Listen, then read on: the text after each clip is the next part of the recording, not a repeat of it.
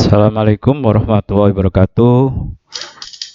Berjumpa kembali dengan saya Akadun dalam sesi perkuliahan desain organisasi. Pada pertemuan yang ke-9 ini kita akan mengulang lagi membahas tentang 6 unsur penting dalam mendesain struktur organisasi. Mengapa saya ulang kembali ini? Karena hal-hal yang harus dikerjakan oleh mahasiswa di dalam membuat tugas kelompok, terutama ketika kita mau menganalisis konstruksi organisasi menurut public administration, menurut new public administration, new public service, menurut collaborative governance, open government, dan agile government. Jadi inilah yang menjadi alat analisisnya. Ada berapa hal yang harus disampaikan, ada 6 ya. Apa saja 6 itu?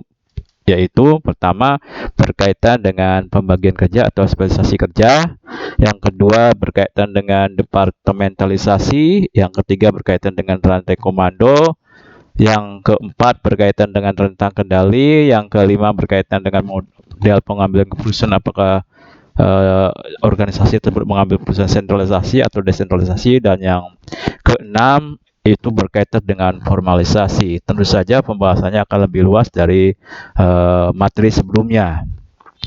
Pertama, kita akan membahas unsur penting yang pertama, yaitu spesialisasi kerja atau pembagian kerja. Para manajer membagi seluruh tugas organisasi menjadi pekerjaan-pekerjaan khusus yang tersusun dari aktivitas-aktivitas khusus. Secara ringkas, dapat dinyatakan bahwa pembagian kerja akan mempengaruhi tingkat prestasi organisasi melalui minimalisasi ketergantungan pada individu tertentu atau perpindahan yang percuma komponen-komponen pekerjaan besar. Jadi pembagian kerja ini tidak organisasi tidak menggantungkan diri pada seseorang, karena kalau kita organisasi menggantungkan diri pada seseorang, kalau tidak ada orang itu maka akan terbengkalai pekerjaannya. Oleh karena itu perlu bagi-bagi. Nah, dibagi-bagi itulah nanti di sana ngumpul sekelompok orang, dan sekelompok orang itulah yang bisa mengerjakan pekerjaan-pekerjaan yang biasa dilakukan. Misalnya untuk kalau di konveksi ya, untuk yang tukang potong, nah yang tukang potong tidak satu orang, nah, tapi ada beberapa orang yang mengerjakan itu, sehingga kalau satu orang tidak berangkat kerja, tidak masuk kerja, bisa digantikan dengan orang yang lain. Spesialisasi kerja atau pembagian kerja itu sejauh mana tugas-tugas dalam organisasi dibagi-bagi menjadi sejumlah pekerjaan tersendiri. Atau pembagian kerja adalah upaya untuk menyederhanakan dari keseluruhan kegiatan atau pekerjaan yang telah disusun dalam proses perencanaan, yang mungkin saja bersifat kompleks menjadi lebih sederhana dan spesifik, di mana setiap orang akan ditempatkan dan ditugaskan untuk setiap kegiatan yang sederhana dan spesifik tersebut. Contoh, misalnya pembagian kerja di sebuah restoran. Nah, ini misalkan ada pembagian kerja, dapat beberapa pembagian kerja untuk bagian dapur, yang tukang masak, pelayanan pelanggan, di meja makan ada kasir, mungkin ada yang tukang parkir gitu ya. Nah, itu mungkin yang sederhana. Tidak mungkin kan seluruhnya gitu ya. Kalau yang besar gitu ya, semuanya ditangani. Ya masak, ya pelayan pelanggan, ya kasir gitu. Tidak mungkin kan. Kecuali kalau yang sederhana, ya bisa saja dilakukan sendiri semuanya. Pemecahan tugas kompleks menjadi komponen-komponen, sehingga setiap orang bertanggung jawab untuk beberapa aktivitas terbatas, bukannya tugas-tugas secara keseluruhan. Nah, ini spesialisasi kerja sejauh mana tugas-tugas dalam organisasi dibagi-bagi menjadi sejumlah pekerjaan tersendiri. Tingkatan dalam tugas organisasi dibagi ke dalam pekerjaan-pekerjaan individual yang lebih khusus. Sehingga apa? Karena sudah biasa dari tahun ke tahun mengerjakan itu, ya semakin terampil, semakin cepat pekerjaannya, sehingga pekerjaannya lebih produktif, lebih efisien. Nah, itu ya, spesialisasi itu meningkatkan produktivitas. Nah, lebih memahami, karena apa? Setiap kali memahami tugas yang dengan cepat, maka dia akan menjadi rutinitas. Kalau rutinitas ya sudah ahli gitu. Seharusnya pekerjaannya meningkat lebih efisien dan akhirnya lebih produktif dalam jumlah yang lebih banyak pekerjaannya itu, produknya. Berkaitan dengan proses membagi tugas ke dalam suatu unit tugas yang secara betul-betul lebih kecil. Manfaat mengorganisasikan tugas adalah kelompok orang yang bekerja sama dalam suatu pembagian kerja mampu menghasilkan lebih dari yang mereka hasilkan sendiri. Jadi kalau misalkan ya satu misalnya dalam menjahit, nih ya menjahit saja ya. Kalau dikerjakan sendiri-sendiri ya, dari mulai membuat polas, memotong, menjahit, melubangi kancing, mengepak, menyetrika sendiri gitu ya. Maka misalkan dalam sehari itu seseorang itu hanya 2 potong. Nah, tapi ketika dibagi-bagi, ada yang bikin pola sendiri, ada yang memotong sendiri, menjahit sendiri, mungkin lubang kancing sendiri, buat kancing sendiri ya, menyetrika sendiri. Itu eh, kalau di situ dikerjakan 10 bukan hasilnya 20, tapi hasilnya mungkin paling rendah itu 30 potong atau 40 potong. Nah, itu sebenarnya gunanya pembagian kerja. Hal penting dalam pembagian kerja adalah sejauh mana tugas-tugas seharusnya dispesialisasikan. Keputusan tingkat spesialisasi yang tepat adalah keputusan desain yang penting karena akan berdampak pada efektivitas organisasi. Jadi misalkan 40 itu tadi itu efektivitas organisasi mencapai target 40 potong gitu ya, daripada kalau dikerjakan sendiri cuma 20. Nah, itu sebenarnya spesialisasi kerja itu. Nah, terutama memang spesialisasi kerja itu meningkatkan produktivitas. Kenapa? Produktivitas itu adalah sama dengan output dibagi input atau efektivitas dibagi efisiensi. Nah, itu yang namanya produktivitas. Ya, pertama, mengapa produktivitasnya jadi meningkat? Karena melakukan tugas berulang-ulang dapat meningkatkan keahlian. Jadi kalau pertama kali, misalkan saya mencontohkan, kalau saya menggunting itu mungkin lambat gitu ya, karena hasilnya itu bergerigi. Tapi kalau sudah biasa ya cepat aja itu dalam menggunting, karena berulang-ulang dari hari ke hari, dari minggu ke minggu, dari bulan-bulan, dari tahun ke tahun, itu aja kerjanya. Jadi cepat, sudah ahli gitu ya. Bahkan dengan memejamkan mata pun saya bisa menggunting itu dengan cepat gitu ya. Yang kedua, mengurangi kebutuhan pelatihan. Jadi nggak perlu pelatihan lagi ya. Kalau terus diulang, itu sebenarnya pelatihan itu kalau mengerjakan itu. Lalu mengurangi waktu terbuang karena alih tugas. Nah, pekerjaan yang lain alih tugas sehingga tidak perlu yang tadinya memotong malah jadi menjahit gitu ya. Wah, itu susah lagi kan. Dapat dikembangkan alat otomatis khusus untuk menyelesaikan satu tugas. Ya, misalkan sekarang ada mesin pemotong itu, sekarang alat khusus yang memotong itu pakai laser yang berbentuk pun hasilnya lebih bagus dan lebih cepat gitu ya. Lalu pengendalian kualitas lebih jauh lebih baik. Nah, tadi ya karena perorangan ahli jadi lebih baik. Unsur yang kedua adalah departementalisasi. Nah, setelah pembagian kerja atau spesialisasi kerja, sebagai langkah penyederhanaan pekerjaan tersebut dikelompokkan berdasarkan kriteria tertentu. Setelah pekerjaan dispesifikasikan, maka kemudian pekerjaan itu dikelompokkan berdasarkan kriteria tertentu. Pengelompokan pekerjaan atau departementalisasi adalah pengelompokan menjadi domain aktivitas pekerjaan yang serupa, secara logis berhubungan. Proses penentuan cara bagaimana kegiatan kelompokan. Nah, departementalisasi merupakan proses mengkombinasikan tugas-tugas ke dalam kelompok-kelompok atau departemen. Derajat kesamaan dari tugas yang ada dalam satu departemen adalah hal pokok. Nah, ada beberapa jenis departementalisasi, itu diantaranya departementalisasi fungsional, yang mengelompokkan sejumlah pekerjaan berdasarkan fungsi yang dilaksanakan. Misalnya, manajer pabrik memiliki bawahan manajer perekayasaan, manajer akuntansi, manajer pabrikasi, manajer SDM, dan manajer pembelian. Jadi orang-orang yang direkayasa kelompokan berdasarkan fungsi yang manajer akuntansi, manajer pabrikasi, manajer SDM kelompokannya di situ ya, orang yang mulai dari rekrutmen, mulai dari mau mengerjakan uraian tugas ya, sampai bagaimana meningkatkan keterampilan atau kompetensi SDM. Nah, dikelompokkan jadi manajer SDM gitu. Diferensiasi fungsional merupakan metode yang paling efektif. Tugas yang sejenis dan saling terkait dapat dikelompokkan dalam departemen yang sama. Kelebihannya adalah meningkatkan keahlian, memungkinkan penggunaan sumber-sumber secara maksimal, mendorong penggunaan keahlian peralatan tertentu, dan komunikasi dan prestasi akan meningkat. Jadi pada dasarnya kan tadi menimbulkan keahlian kan terus-menerus, pekerjaannya di situ ya akan maksimal, lalu juga menggunakan sumber-sumber daya yang ada secara maksimal di sana gitu. Siapa saja menggunakannya itu jelas gitu ya.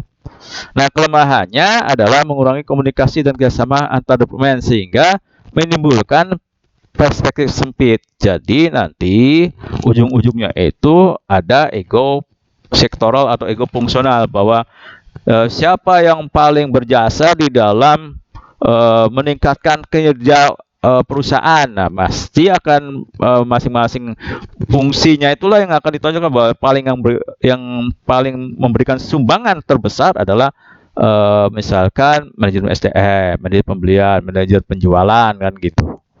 Nah, padahal pada intinya kinerja suatu organisasi atau perusahaan itu hasil kerja bareng gitu ya.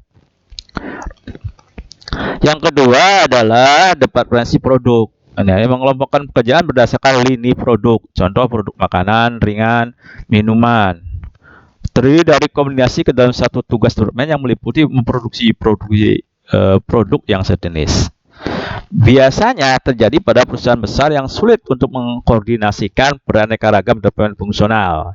Misalnya PT Asta Internasional, unggulannya adalah menciptakan koordinasi dan pemusatan usaha memproduksi secara efektif, berorientasi pada konsumen, bekerja lebih kohesif. Kelemahannya, keahlian dan sumber-sumber tidak dimanfaatkan secara optimal. Departemenisasi geografi mengelompokkan pekerjaan berdasarkan kewilayahan atau geografi atau penjualan. Contoh misalkan Telkom divisi regional 1 2 3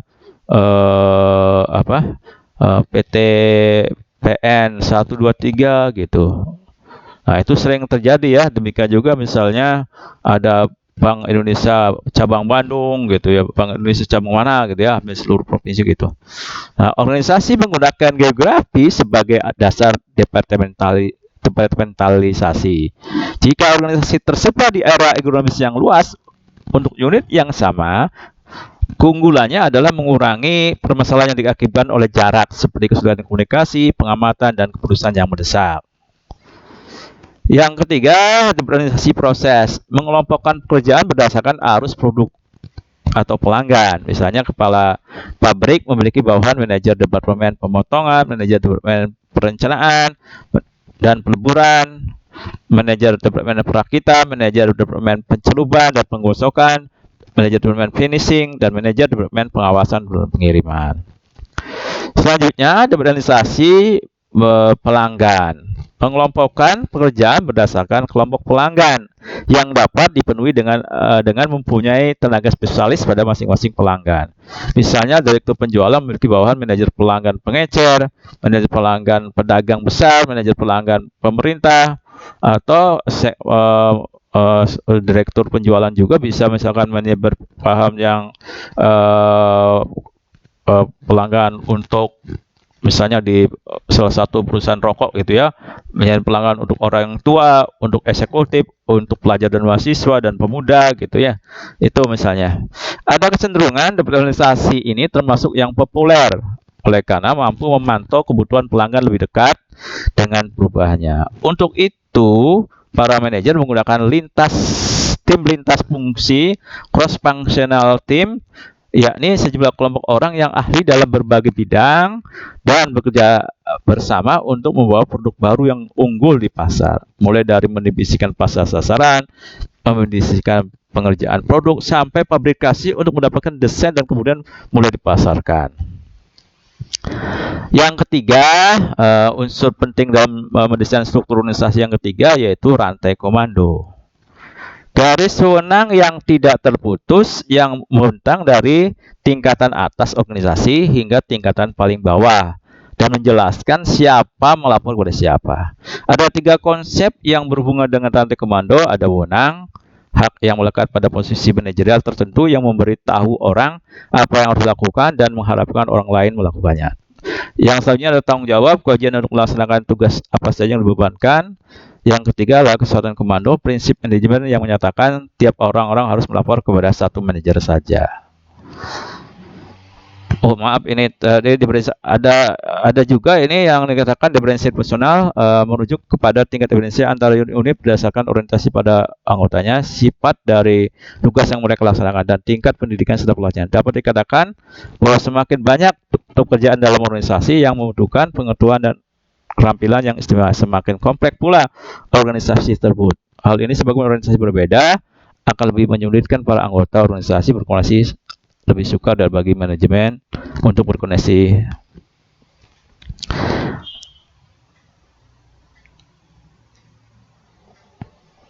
Nah, yang keempat, unsur penting dalam mendesain struktur organisasi yaitu rentang kendali. Apa itu rentang kendali? Rentang kendali adalah jumlah karyawan yang dapat dikelola oleh seorang manajer secara efisien dan efektif. Makin banyak latihan dan pengalaman yang dimiliki karyawan, makin sedikit pengawasan langsung yang mereka perlukan, sehingga rentang kendali menjadi luas. Rentang kendali yang luas ini akan mengurangi biaya level manajemen lini pertama dan menengah karena berkurangnya jumlah di level manajer tersebut, sehingga hierarkinya bersifat flat, bukan tall ya. Mempercepat pengambilan keputusan, meningkatkan fleksibilitas, lebih dekat pada pelanggan, dan memberdayakan karyawan. Untuk itu diperlukan investasi yang besar dalam pelatihan karyawan. Berkaitan dengan jumlah bawahan yang dapat dikendalikan dengan efektif oleh seorang atasan, itu rentang kendali. Organisasi dengan rentang kendali luas memiliki sedikit hierarki atau sifatnya flat ya, atau datar. Banyak orang berada di bawah satu penyelia sehingga berbentuk struktur organisasi datar atau flat. Sedang pada rentang kendali sempit, manajer hanya membawahi beberapa bawahan, terbentuk struktur organisasi yang tinggi atau tall. Hal tersebut dapat menghalangi komunikasi antar pribadi yang lebih luas dalam organisasi. Efektivitas rentang kendali sifat tergantung kepada satu, sifat tugas. Jika rutin dan sederhana, maka rentang kendali luas. Dan jika kompleks dan sering berubah, maka rentang kendali sempit. Yang kedua, tergantung kepada kemampuan bawahan. Rentang kendali luas jika bawahan memiliki tingkat kemampuan dan profesional tinggi. Dan rentang kendali sempit jika keterampilan bawahan rendah. Yang ketiga, yang mempengaruhi efektivitas rentang kendali itu adalah kontak dan koordinasi. Jika tugas memerlukan kontak dan koordinasi yang tinggi antara bawahan atasan, maka rentang kendali sempit.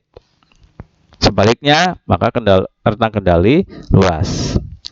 Yang kelima itu adalah model pengambilan keputusan. Nah, model pengambilan keputusan ini biasanya ada dua. Ada yang sentralisasi dan ada yang desentralisasi.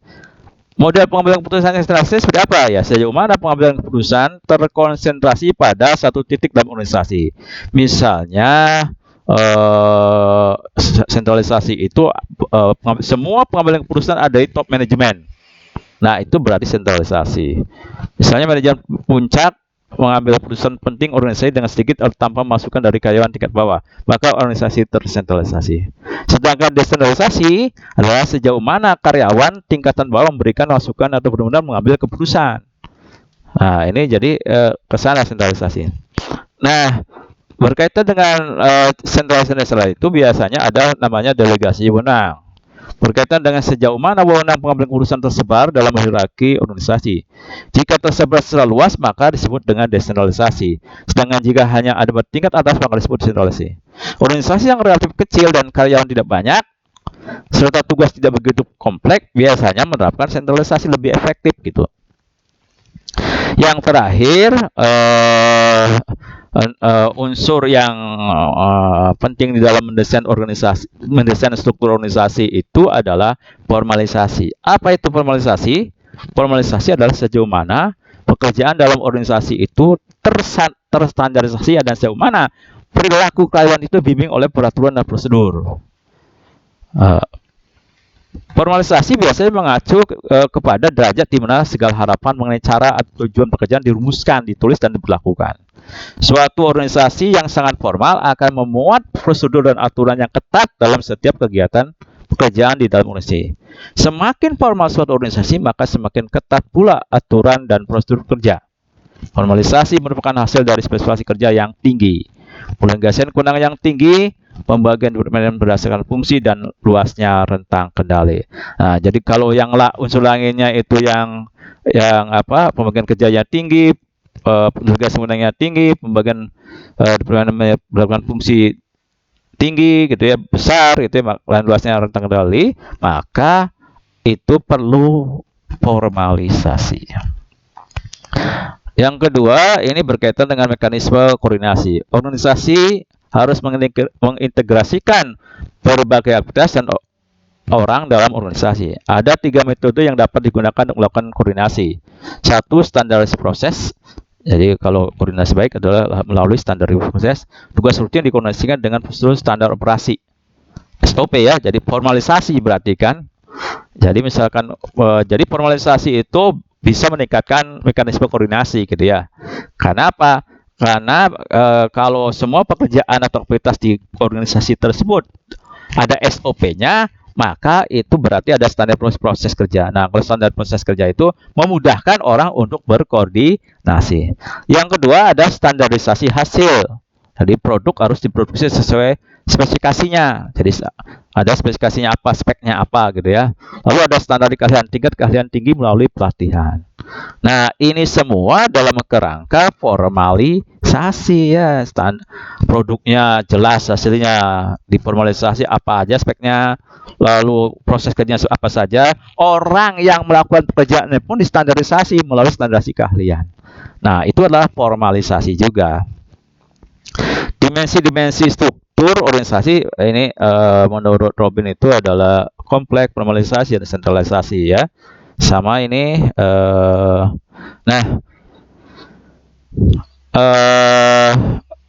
sekali lagi, formalisasi tingkat sejauh mana pekerjaan di dalam organisasi itu distandarisasikan. Jika sebuah pekerjaan sangat diformalisasikan, maka pembuat pekerjaan itu hanya mempunyai sedikit kebebasan mengenai apa yang harus dikerjakan, bila mana mengerjakannya, dan bagaimana ia harus melakukannya. Para pegawai dapat diharapkan untuk selalu menangani masukan yang sama dengan cara yang sama, dengan menghasilkan keluaran yang sama dan konsistennya. Tadi makanya ada standarisasi hasil, ada standarisasi proses, dan ada standarisasi keahlian. Jadi cara kerjanya jelas, apa yang mau dihasilkan jelas, keluaran yang jelas gitu ya. Orang yang mengerjakan punya keahliannya jelas juga. Terdapat uraian pekerjaan yang eksplisit, sejumlah besar peraturan organisasi serta prosedur yang ditetapkan secara jelas. Jika formalisasi rendah, perilaku para pegawai relatif tidak terprogram. Pekerjaan demikian menawarkan kepada para pegawai banyak kebebasan untuk mengambil kebijakan di dalam pekerjaan mereka. Dengan demikian, formalisasi adalah suatu ukuran tentang standarisasi. Karena kebijakan dari seorang di dalam pekerjaannya berbanding terbalik dengan sejumlah perilaku yang diprogramkan lebih dahulu oleh organisasi, maka makin besar standarisasi, makin sedikit pula jumlah masukan mengenai bagaimana suatu pekerjaan harus dilakukan oleh seorang pegawai. Nah, sangat penting sekali untuk standarisasi ini ketika ada teknologi. Ketika misalkan mesin di pabrik itu, maka sebenarnya mesin itu include di dalamnya itu SOP-nya ya. Langkah-langkahnya itu ditentukan. Kapan masukkan input, apa yang dilakukan, keahlian semacam apa saja, produknya juga sudah ditentukan ya. Sama denganlah kalau kita mungkin kue gitu ya. Nah, kue misalkan ingin berbentuk gambar cinta gitu, love itu gitu ya. Bulu misalkan ya, cetakannya dibikin sedemikian rupa. Cara masaknya jelas, produknya akan hasil keluarannya harus jelas gitu ya. Sama seperti itu sebenarnya. Jadi teknologi juga sebenarnya di dalamnya itu mengandung prosedur kerja gitu ya. Dan standarisasi kalian juga itu termasuk standar hasilnya sudah jelas kalau teknologi itu ya, mesin misalnya gitu. Standarisasi ini bukan saja melenyapkan kemungkinan para pegawai untuk berperilaku secara lain, melainkan juga menghilangkan kebutuhan bagi para pegawai untuk mempertimbangkan alternatif. Apakah formalisasi harus dilakukan secara tertulis? Formalisasi didefinisikan sebagai tingkat sejauh mana peraturan, prosedur, instruksi, dan komunikasi ditulis. Dengan mengikuti definisi ini, maka formalisasi akan diukur dengan menentukan apakah organisasi tersebut mempunyai manual mengenai kebijakan dan prosedur, menilai jumlah dan isian peraturan-peraturannya, melihat kembali uraian pekerjaan untuk menentukan kerumitan dan rincian, dan melihat dokumen resmi lainnya yang terdapat di dalam organisasi. Jangkauan formalisasi, tingkat formalisasi berbeda di antara dan di dalam organisasi. Misalnya, penjual buku universitas, orang-orang dari berbagai penerbit yang menemui para dosen untuk membicarakan publikasi yang baru dari perusahaan mereka.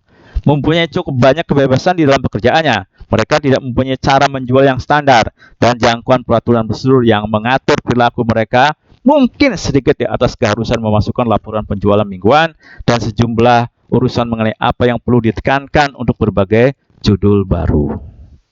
Pada ekstrem yang lain, pekerjaan lain, misalnya bagian administrasi atau editorial pada perusahaan penerbitan yang sama, tempat para penjual buku universitas tersebut bekerja. Para pegawai diminta untuk mengisi daftar hadir pada tempat kerja mereka pada jam 8 pagi, atau jika tidak akan dikenakan denda sebanyak setengah gaji harian. Dan sekali mereka berada pada tempat kerja tersebut, mereka diminta mengikuti sejumlah prosedur sesama yang didiktekan oleh manajemen. Pada umumnya, pekerjaan rutin dan sederhana memiliki formalisasi tinggi ketimbang pekerjaan yang profesional. Sekarang mengapa sih formalisasi penting? Ya, sebenarnya sudah dikemukakan di awal ya, tapi kita mau dibahas lagi. Organisasi yang menggunakan formalisasi dapat melakukan pengaturan perilaku para pegawai. Standar perilaku akan mengurangi keanekaragaman. Misalnya, bimbingan belajar primagama akan memiliki pelayanan yang sama di setiap cabang manapun, apakah ia berada di Yogyakarta, Bandung, Jakarta, Medan, Pontianak, atau Makassar. Keberhasilan primagama berkaitan dengan konsistensi dan keseragaman standar dan proses pelayanannya. Manual prosedur pelayanan terdiri dari 250 halaman yang menjelaskan aktivitas sekecil-kecilnya pada setiap cabang primagama. Standar kerja yang ketat bagi para pemilik cabang, pegawai administrasi, dan pengajar ditetapkan secara rinci. Demikian juga misalnya untuk perusahaan-perusahaan waralaba gitu ya, terutama dalam bidang makanan minuman, itu juga sudah terinci standarnya ya, sehingga semua cabang itu sama pelayanannya gitu, terstandar gitu ya. Standarisasi juga mendorong koordinasi. Nah, seperti yang mekanisme koordinasi pada awal itu ya, ada standarisasi hasil, ada standarisasi proses, ada standarisasi keahlian gitu. Formalisasi memberi kesempatan agar mobil bergerak secara mulus pada lini perakitan, di mana setiap pekerja yang berada pada lini tersebut melaksanakan sejumlah aktivitas berulang yang sangat standar. Jadi kalau orang yang memasang ban, ya masang ban saja. Orang merakit sasis, ya merakit sasis ya. Orang yang memasang mesin saja gitu ya. Sehingga berulang terus gitu saja ahli. Formalisasi juga menghindari para anggota dari sebuah unit paramedis dari kemungkinan berdiam diri di tempat kecelakaan dan saling berargumentasi mengenai apa yang harus dilakukan. Jika memperhatikan perilaku staf medis di dalam kamar operasi pada seri TV MAS, Anda akan melihat adanya sebuah kelompok anggota organisasi yang sangat terkoordinasi, yang melaksanakan suatu set prosedur yang distandarisasi dengan sangat cermat. Jadi memang formalisasi atau standarisasi gitu ya, itu merupakan salah satu aspek penting supaya anggota organisasi itu dapat berkoordinasi di samping perencanaan yang matang juga ya. Perencanaan yang matang atau rapat-rapat koordinasi. Ya, jadi perencanaan yang matang juga bisa menjadi salah satu alat untuk berkoordinasi. Yang kedua rapat-rapat koordinasi juga bisa, tapi yang penting juga jauh lebih penting itu nggak perlu rapat, nggak perlu ini adalah standarisasi atau formalisasi. Pengamatan diperoleh dari informasi juga tidak boleh diabaikan. Makin besar formalisasi tersebut, makin sedikit pula kebijakan yang diminta dari pemegang jabatan. Hal ini relevan karena kebijakan memerlukan biaya. Pekerjaan yang diformalisasikan rendah menuntut pertimbangan yang lebih besar. Jika diketahui bahwa memberi pertimbangan yang sehat merupakan suatu kemampuan langka, maka organisasi harus membayar lebih banyak dalam arti upah, gaji, dan tunjangan lain untuk mendapatkan jasa dari para individu yang mempunyai kemampuan tersebut. Di Amerika Serikat, jika sebuah pabrik ingin memperoleh jasa agen pembelian yang dapat menjalankan tugas pembeliannya secara efektif dan efisien, tanpa harus diberi pengarahan formal, mungkin pabrik tersebut akan terbebani biaya $50.000 per tahun. Namun demikian, jika pekerjaan agen pembelian itu sangat diformalkan sampai ada sebuah manual yang komprehensif untuk memecahkan hampir semua pertanyaan atau masalah yang akan timbul, maka pekerjaan ini mungkin dapat dilakukan secara kompeten oleh seorang ahli yang mempunyai pengalaman dan pendidikan yang jauh lebih rendah dengan gaji sebesar $20.000 per tahun. Nah, formalisasi juga merupakan perilaku yang dieksternalkan. Formalisasi bersifat eksternal bagi pegawai, yaitu peraturan, prosedur, dan aturan yang mengatur pekerjaan seseorang ditetapkan secara rinci, dikodifikasi, dibukukan maksudnya, dan dilaksanakan melalui pengawasan langsung dari manajemen. Hal ini merupakan ciri formalisasi pekerja tidak terampil. Profesionalisasi merupakan alternatif lain. Formalisasi menciptakan perilaku yang diinternalkan, internalis behavior, melalui spesialisasi sosial. Para profesional disosialisasikan sebelum memasuki organisasi. Jadi kalau perawat gitu ya, hakim, jaksa, penasihat hukum atau pembela, itu kan ada organisasi-organisasi yang bagaimana harusnya bekerja, termasuk dokter gitu ya. Perilaku dieksternalkan. Preprogram, nah ini programmer ya. Formalisasi dapat berlangsung dalam organisasi. Kita akan memperlihatkan bagaimana yang lain dapat dibangun dengan diprogram dahulu dengan peraturan yang sudah ditanam di dalam dirinya. Jika kita bicara tentang formalisasi, maka organisasi dapat memilih untuk membuat atau membeli perilaku yang diinginkan. Ada bermacam-macam teknik formalisasi yang akan kita bahas. Ada 5, ada seleksi, persyaratan peran, peraturan, prosedur dan kebijakan, pelatihan, dan ritual. Pertama, teknik formalisasi yang pertama adalah seleksi. Organisasi memilih pegawainya bukan secara acak. Para pelamar proses melalui sejumlah rintangan yang dirancang untuk membedakan para individu yang mungkin dapat berprestasi dengan baik dan mereka yang mungkin tidak akan berhasil. Rintangan tersebut secara khas terdiri dari melengkapi pemberian lamaran, tes kepegawaian, wawancara, dan penyelidikan latar belakang. Para pelamar dapat dan seringkali memang ditolak pada setiap langkah tersebut. Nah, ini kan baru-baru ini kan ada lagi yang ramai itu di KPK ya. KPK ingin menseleksi pegawainya yang diinginkan oleh organisasi KPK 5 tahun ke depan.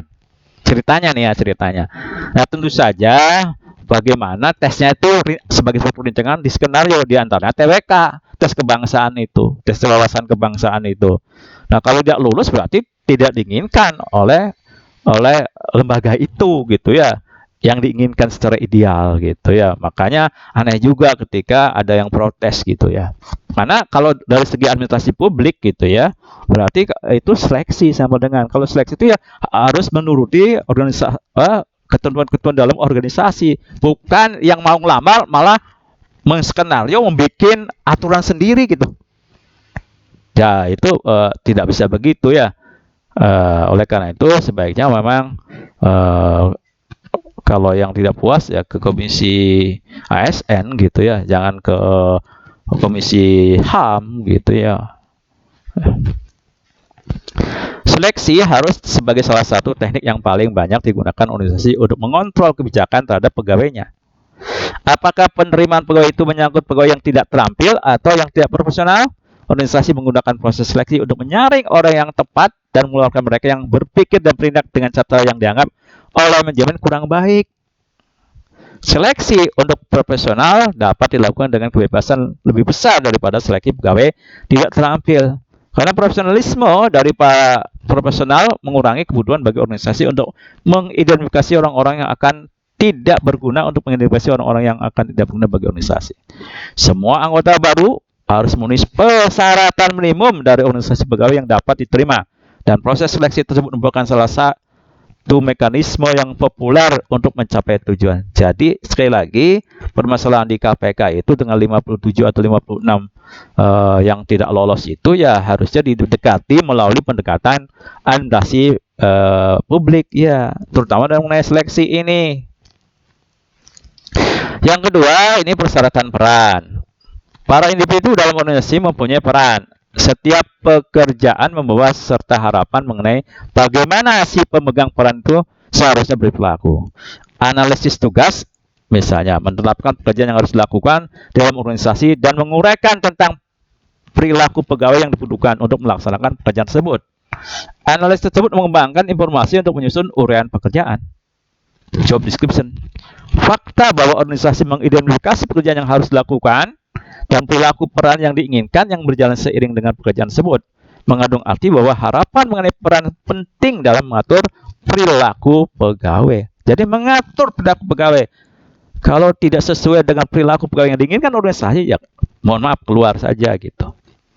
Harapan tentang peran dapat menjadi eksplisit dan ditetapkan secara sempit. Dalam kasus demikian, tingkat formalisasi tinggi. Tentunya, harapan mengenai peran yang diberikan kepada pekerjaan tertentu oleh manajemen dan anggota-anggota yang melakukan sekumpulan peran dapat bergerak dari eksplisit dan sempit sampai ke sangat lepas. Dengan demikian, organisasi yang mengembangkan uraian pekerjaan yang terinci dan sukar berusaha untuk menentukan harapan tentang bagaimana peran tertentu harus dimainkan. Dengan melepas atau memperketat harapan mengenai peran, organisasi sebenarnya mengurangi atau memperketat tingkat formalisasi. Yang ketiga, peraturan, prosedur, dan kebijakan. Peraturan merupakan pernyataan eksplisit yang ditujukan kepada seorang pegawai tentang apa yang harus dan tidak boleh dilakukan. Prosedur adalah rangkaian langkah-langkah yang saling berhubungan satu sama lain secara sekuensial yang diikuti oleh pegawai dalam melaksanakan tugasnya. Kebijakan adalah pedoman yang menetapkan hambatan terhadap pengambilan keputusan yang dibuat oleh para pegawai. Masing-masing merupakan teknik yang digunakan organisasi untuk mengatur perilaku para anggotanya. Yang keempat, pelatihan. Organisasi memberi pelatihan kepada pegawai bersifat on the job, di mana tugas, coaching, dan magang digunakan untuk mengajarkan para pegawai keterampilan kerja pilihannya, pengetahuan, dan sikapnya. Di dalamnya termasuk pelatihan off the job seperti kuliah, dalam kelas, film, demonstrasi, latihan simulasi, serta pengajaran yang terprogram. Maksud pelatihan adalah untuk memasukkan perilaku dan sikap kerja yang diinginkan kepada pegawai. Ya, misalnya begini ya, yang dibutuhkan itu adalah bisa melakukan digitalisasi di dinas tertentu, dinas X. Sementara di sana tidak ada. Nah, kan solusinya kan ada bermacam-macam nih. Satu solusinya itu ya rekrutmen baru, seleksi baru untuk mendapatkan orang-orang yang diperlukan gitu. Yang kedua, solusi yang kedua ya melatih orang-orang yang ada yang bisa untuk dilatih supaya menjalankan program digitalisasi di dinas tersebut. Nah itu. Nah yang terakhir itu ritual. Teknik formalisasi terhadap para anggota yang diperkirakan akan mempunyai dampak yang kuat dan lama terhadap organisasi. Yang pasti termasuk dalam kelompok ini adalah para individu yang berambisi untuk menduduki posisi manajemen tingkat senior dan mereka yang juga berusaha untuk mencari status aktif di dalam sebuah kelompok atau juga para dosen yang memilih untuk menjadikan pekerjaannya sebagai profesi. Ancaman yang biasa mendasari ritual adalah bahwa para anggotanya harus membuktikan mereka dapat percaya dan setia pada organisasi sebelum mereka dapat dilantik. Sedangkan proses pembentukannya merupakan ritual. Misalnya, geng motor saja gitu ya. Kalau mau masuk organisasi itu harus serangkaian kegiatan ritual.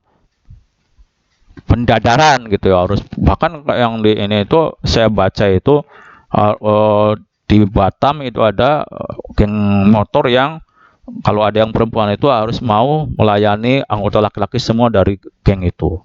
Atau harus di suatu kota gitu ya, ada informasi bahwa kalau mau masuk geng motor harus bisa melakukan pencurian motor dulu.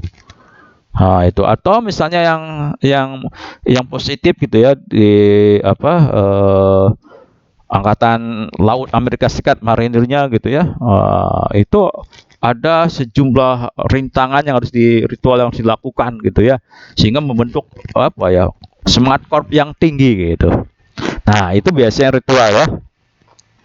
Ancaman yang biasanya mendasar ritual adalah bahwa para anggotanya harus membuktikan mereka dapat percaya dan setia pada organisasi sebelum mereka dapat dilantik, sedangkan proses pembuktiannya merupakan ritualnya ya. Nah, termasuk di dalamnya copet, kalau kita lihat itu ya, ternyata ada ritualnya juga gitu ya, ritual kesetiaan gitu ya. Jadi kalau ditangkap ya walaupun digebukin apapun ya tidak akan ngomong, karena kalau ngomong berarti ya akan kenakan sanksi gitu. Perusahaan bisnis tidak akan mempromosikan pegawai baru untuk menduduki top manajemen. Hal ini disebabkan mereka tidak memiliki pengalaman yang relevan. Promosi pegawai seringkali menempatkan si pegawai pada situasi yang sama sekali berlainan dengan pekerjaan yang mereka semua. Maka mungkin tepat menyimpulkan pengalaman bukan seluruh alasan. Posisi manajemen puncak perusahaan diberikan kepada mereka yang telah memperlihatkan kemampuan lama kerja serta kesetiaan terhadap tujuan dan norma perusahaan. Saya kira itu yang bisa saya sampaikan berkaitan dengan 6 unsur penting dalam mendesain struktur organisasi. Sekali lagi, 6 inilah yang akan menjadi analisis bagaimana struktur organisasi menurut OPA, menurut NPS, Collaborative Governance, Open Governance, dan Agile Government. Semoga bermanfaat. Assalamualaikum warahmatullahi wabarakatuh. Salam sejahtera.